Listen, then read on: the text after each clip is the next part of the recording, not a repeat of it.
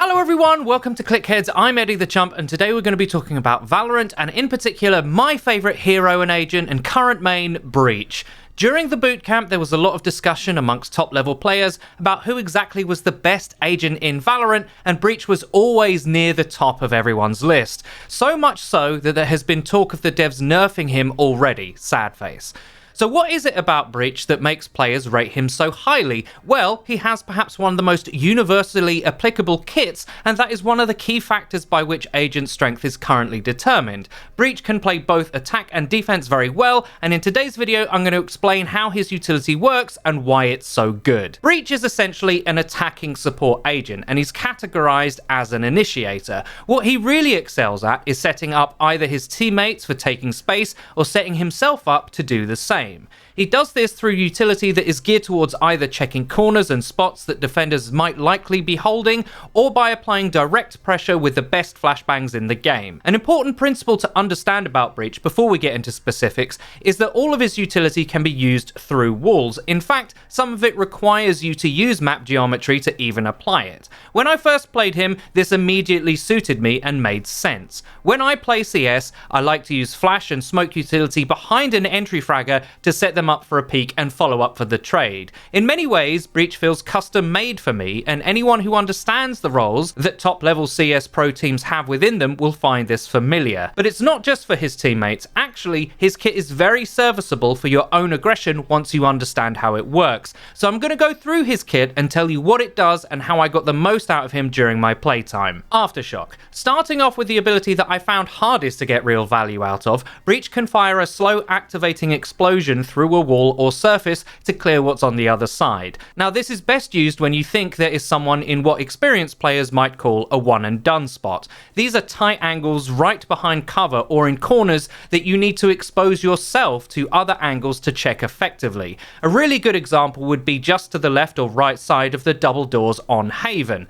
To check these, you'll need to walk right into the window angle, which is also a very common place for a defender to play from. What Aftershock does is, because the explosion can in fact be directly lethal to a player who does not move out of its radius, if they are there, they will most likely have to move, and quite quickly, revealing themselves through sound cues as they scurry away. Getting frags with this ability are very rare. In fact, I don't think I got one, but forcing someone to move is very useful. However, you can only carry one charge of this ability at any one time, and I found myself favouring other abilities if money was tight.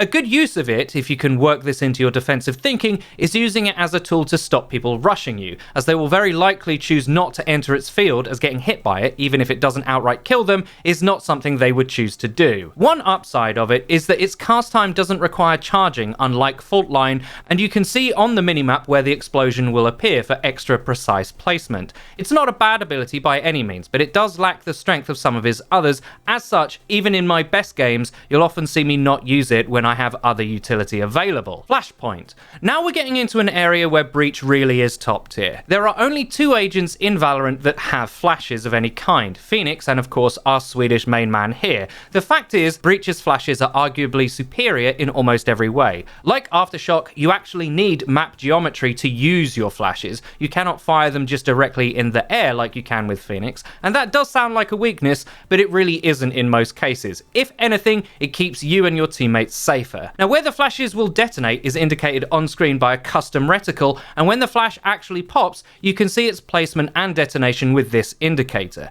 You can carry two charges of this ability, and it's very, very cheap in the economy.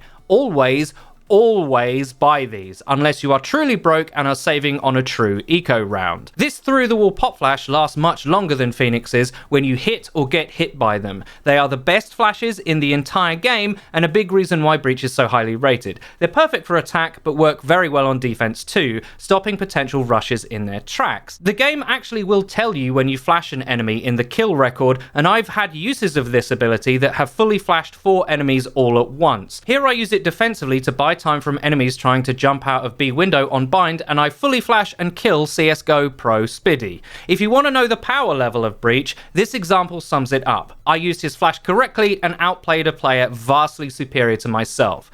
Just like all abilities, using them in a rush can sometimes be tricky, and I have been caught out on more than one occasion by someone rushing ahead of its cast time and killing me. But these kinds of deaths are good deaths while learning the game. You'll soon figure out where you can and cannot use it. Faultline. Now we're going to talk about Breach's signature ability. You have access to this every single round, and if there's a reason I don't use Aftershock that much, it's precisely because of this. Faultline can fire a field through walls and cover that shocks an enemy, slows their movement, and disrupts their screen on hit. It's very good. It's like a mini version of his ult, which we'll get to in a moment. On the minimap, when using this ability, you can see where it will go and how far, depending on how long you charge it. This ability works just as well for checking corners and one and done spots as Aftershock does, in my opinion, perhaps even better, and you get it for free. Getting hit by Faultline is not fun, and you need to be careful as any player caught in its effective field will be affected by it, friendly or otherwise.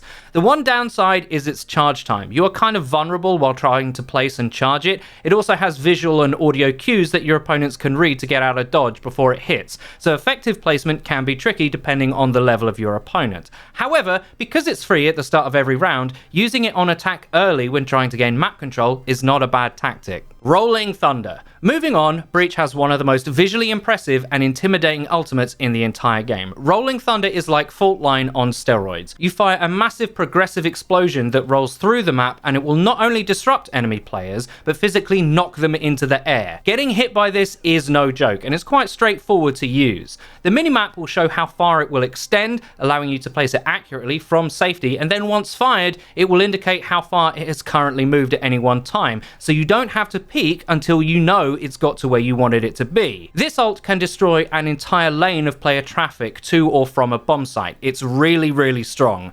All I can say is you'd better use the audio voice line and visual markers to avoid it if it's fired in your direction, if that's even possible. And in that lies the key to using Rolling Thunder well. When used against players in areas they cannot easily escape from, it's devastating. One word of caution though, I kept calling in my games that my ult will hit anyone in front of it, friend or foe, so please stand behind me while I use it. A lot of people didn't listen and paid the price. You can actually see the stars indicator on this friendly Phoenix here after getting hit by it. If your Breach player calls an ult strat, stay out of his way. With that summary of his kit, I think you should begin to see why everyone thinks Breach is top tier. To be honest, having the best flashbangs in the game is almost enough to guarantee a top spot in my opinion on its own, and if you're anything like me and you want to set yourself up or your teammates, Breach is your man. There are other set play agents like Brimstone that make for almost essential picking too, but attacking and defending will always be easier with a Breach on your team.